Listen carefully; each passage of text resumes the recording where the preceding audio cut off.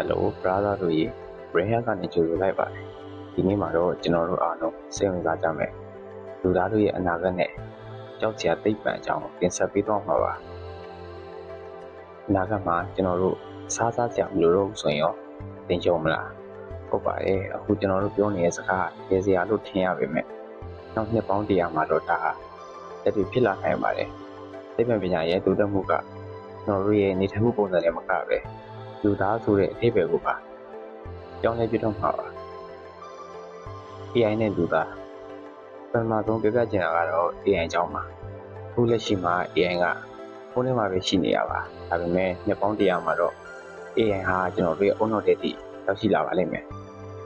Elon Musk ရဲ့ Neuralink လိုမျိုးဒီပညာတွေကနေတစ်ဆင့်ကျွန်တော်တို့ဟာ internet ကိုစိတ်နဲ့တည်ချိတ်ဆက်လာပါလိမ့်မယ်ဘာသာစကားအသစ်တစ်ခုကိုသင်ယူဖို့အသားနဲ့ချီအချိန်ပေးရမလို့တော့ပဲစက်တံပိုင်းအတွင်း download ဆွဲလိုက်ရအောင်ပါပဲဒါပေမဲ့ဒီနေရာမှာမေးစရာရှိတာကလူသားစစ်စစ်ရဲ့စိတ်ခံစားမှုတွေကအကျဉ်းနေအောင်မလားဒါမှမဟုတ်ကျွန်တော်တို့ဟာစိတ်ရုပ်တစ်ပိုင်းလူသားတွေဖြစ်သွားကြမလားအင်္ဂါကျူဘောကဒုတိယအိမ်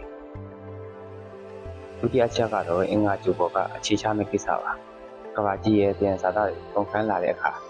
လူသားမျိုးတွေဟာအင်္ဂါကျူကိုတရားကျင့်ဖြစ်ကြောင်းလဲကိုစူးစမ်းလာပါလိမ့်မယ်အဲ့ဒီချိန်ကျရင်လူသားတွေဟာကျိုးတစ်ခုထဲမှာပဲနေတိုင်းနဲ့မျိုးနွယ်တွေမဟုတ်တော့ပဲသင်ဟာကဘာမှာ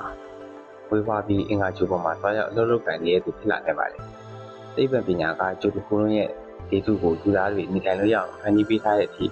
သုသက်လာမှာပါဒီပညာရဲ့အမှောင်ပချမ်းဒါပေမဲ့အရာရာဟာအကောင်းကျိုးကြီးပဲရှိနေတာတော့မဟုတ်ပါဘူးဒီပညာရဲ့အမှောင်ပချမ်းကိုလည်းကြည့်ဖို့လိုပါတယ်ကြောက်ရတော့ကတော့biological engineer လို့ခေါ်တဲ့ဇီဝ engineer ပညာရပ်တွေပါချမ်းသာတဲ့သူတွေကသူတို့ရဲ့ကလေးတွေကိုရန်ရည်ပြုပြင်ပြီးအလိုရှိသူညံကောင်းအောင်လှုပ်ချော့အောင်ဖန်တီးလာနိုင်ကြပါတယ်ဒါကို designer page လို့လည်းခေါ်ပါတယ်ဒါဟာလူသားကွာခြားမှုကိုရိုးရိုးဇာတိအထိရောက်သွားစေပြီးတဘာဝတရားကိုဆင်ခေါ်ရရောက်သွားနိုင်ပါတယ်နောက်ပြီး AI ကလူသားတွေထက်ပိုတော်သားတဲ့တနည်းမှာ AI ကကျွန်တော်တို့ကိုပြန်ပြီးထိချုပ်သွားမလားဆိုတာကအကြီးမားဆုံးစိုးရိမ်စရာဖြစ်လာပါတယ်နောက်နှစ်ပေါင်း100မှာကျွန်တော်တို့ဟာလက်ပြားတွေလိုစွမ်းအားမျိုးရရှိလာနိုင်တယ်လို့ကိုနည်းပညာနဲ့ကိုပြန်ပြီးဖြည့်ဆည်းသွားနိုင်တယ်လို့လည်းဖြစ်နိုင်ပါတယ်အနာဂတ်ဆိုတာကြိုတင်ဟောခင်ထုတ်လို့မရပါဘူးအခုကတည်းကကျွန်တော်တို့ဘယ်လိုအသုံးချမလဲဆိုတာမှပူတည်ပြီးတော့သိရှိနေပါတယ်ဒီနေ့ဗီဒီယိုလေးကိုသဘောကျတယ်ဆိုရင်ကျွန်တော်တို့ရဲ့ page ကို follow လုပ်ထားဖို့နဲ့ YouTube မှာလည်း subscribe လုပ်ထားဖို့မေးပါကြခင်ဗျာ